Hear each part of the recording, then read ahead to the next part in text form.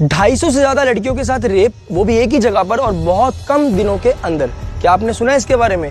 नहीं सुना होगा, आपके पेरेंट्स ने भी नहीं सुना होगा। नमस्कार, मेरा नाम है सार्थक। आज मैं बात करना चाहूंगा अजमेर रेप केस 1992 की, as known as India's biggest sex scandal.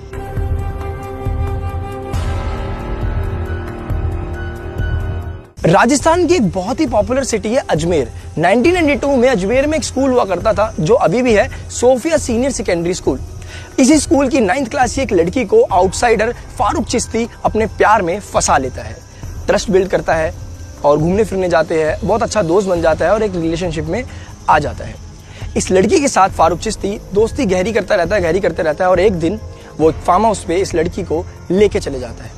जब फार्म हाउस पे लड़की पहुंचती है तो फारूक चिश्ती इस लड़की के साथ सेक्स करता है और सेक्स करने के दौरान फारूक चिश्ती कुछ ऐसी फोटोज क्लिक कर लेता है जो आप समझ सकते हो।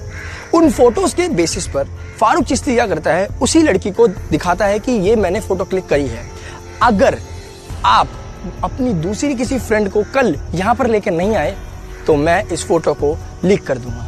और यहीं से शुरू होता है इंडियाज बिगेस्ट सेक्स स्कैंडल। जब फारूक चिश्ती को लगता है कि ये जो गेम है ये बड़ा होता जा रहा है तो फारूक चिश्ती अपने साथ और लोगों को शामिल कर लेता है। टोटल 18 लोग इसमें शामिल होते हैं, लेकिन जो 3 प्राइम मेंबर्स होते हैं वो फारूक चिश्ती, अनवर चिश्ती और नफीस चिश्ती होते हैं। अब होता यह है कि ये जो सारी गैंग होती है ये स्टूडेंट्स को बोलती है कि आप अपने रिलेटिव्स को भी लेकर आओ, सिर्फ अपने स्टूडेंट के फ्रेंड्स को नहीं, रिलेटिव्स अपनी भाभी को लेकर आओ, अपनी बहन को लेकर आओ, और ये प्रोसेस चलता रहता है। जब स्कूल की स्टूडेंट्स अपनी और दोस्तों को लेकर आती है स्कूल की, तो ऐसा एक अटपटी चीज मिलती है जानने को, वो ये होती है कि अगर कोई स्कूल की फ्रेंड अपनी किसी मुस्लिम फ्रेंड को लेकर आती है, क्योंकि स्कूल में तो हर रिलीजन के बच्चे पढ़ते हैं, तो वो जो गैंग होती है वो मुस्लिम लड़कियों को साइड कर देती है कि आप जाओ। तो धीरे धीरे करके एजेंडा समझ आता है कि उस गैंग का एजेंडा था कि वो सिर्फ हिंदू लड़कियों के साथ ही रेप करेंगे। अब लड़कियों के अंदर इतना खौफ डाल दिया जाता है ना कि लड़कियां कंप्लेंट भी नहीं करती। कंप्लेंट तो बहुत दूर की बात है, अपने फैमिली मेंबर्स तक को नहीं बताती। तो आप सोचोगे कि ये केस खुलता कैसे है। मैं बताता हूँ कि ये केस खुलता कैसे है। जब उस स्कूल की लड़कियां जिनके साथ रेप हुआ है वो सुसाइड करना शुरू कर देती है, तब लोगों की समझ में ही आता है कि कुछ तो हुआ है स्कूल के अंदर। क्योंकि एक ही स्कूल की इतनी सारी लड़कियां मतलब बहुत जल्दी कम टाइम में सुसाइड कर रही है, तो ऐसा क्या हो गया। यहाँ से इस केस की जो है वो मतलब पन्ने खुलने शुरू हो जाते हैं, और जब पन्ने खुलने शुरू होते हैं तो बहुत ही भयानक, शर्मनाक और डरावने सच सामने आते हैं। जब एक केस खुलता है तो सामने ही आता है कि फारूक चिश्ती अजमेर की ख्वाजा मोइनुद्दीन चिश्ती दरगाह, जिसे आप अजमेर शरीफ दरगाह के नाम से जानते हो, वहां के केयरटेकर्स के परिवार का सदस्य होता है और यूथ कांग्रेस का प्रेसिडेंट होता है। जिन 200 से ज्यादा लड़कियों के साथ रेप हुआ होता है उनमें से काफी लोग सुसाइड कर लेते हैं। बहुत सारे जो लोग होते हैं वो तो डर ही जाते हैं, वो तो आगे नहीं आते। मुश्किल से 12 लड़कियां हिम्मत करके आगे आती है और इस केस को प्रोसीड करती है, लेकिन उन 12 में से 10 लड़कियां भी आखिरी में डर के छोड़ देती है, यानी बैकआउट कर लेती है। बचती हैं सिर्फ 2 लड़कियां। उस 2 लड़कियों में से भी एक ही लड़की अंत तक जाती है और वो अकेली लड़की उस गैंग के 18 लड़कों को पहचान लेती है। 1992 के 6 साल बाद यानी 1998 में उन 18 लड़कों में से 8 लड़कों को सजा होती है, वो भी उम्र कैद, जो 2003 में सुप्रीम कोर्ट कम करके सिर्फ 10 साल की कर देता है। 2007 में मेन एक्यूज फारूक चिश्ती को अपराधी घोषित कर दिया जाता है और 2012 में सलीम चिश्ती जो फरार था उसको राजस्थान पुलिस अरेस्ट कर लेती है। 2018 में सोहेल गनी चिश्ती सरेंडर कर देता है खुद ही पुलिस के आगे।